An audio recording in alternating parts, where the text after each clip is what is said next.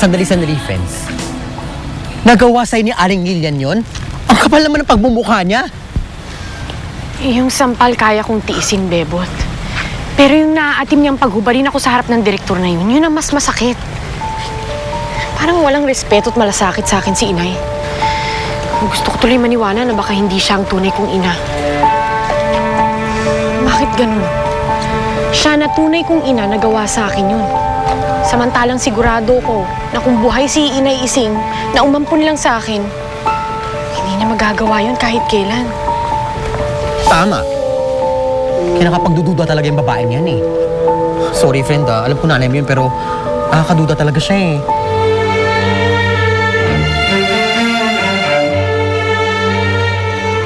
Miss Rosenda Montesilio?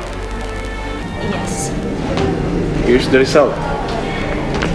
Ito na po yung resulta ng DNA test. Your DNA test match with her. Ibig sabihin, mag-ina talaga kayo. Whoever that girl is. Diyos ko. Buhay ang anak ko. Makakasama ko na siya.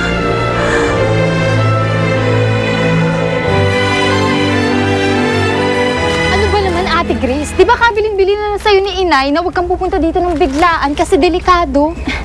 Kailangan ko kasing makausap si Inay. Wala siya rito eh, umalis. Ano naman bang kailangan mo? Kailangan ko ng pera eh. Na naman? Bumalik ka na lang sa ibang araw. Teka, bakit na parang pinagtatabuyan mo ko? Kasi nga, hindi pwedeng malaman ni Ate Orang na nandiyan ka na. Ito naman, no? Dahil siyang nagpapanggap na anak ni Inay, samantalang ako ang tunay na anak? Dahil kailangan pa namin si Ate Orang.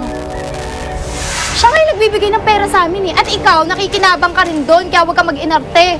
Reklamo ka ng reklamo eh. Pag nalaman niya ni Ate Orang, naku lahat tayo patay-patay na.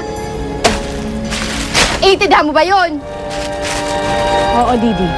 Naiintindihan ko. Kanina ka pa ba dyan, ate? Oo. At alam ko na ang totoo.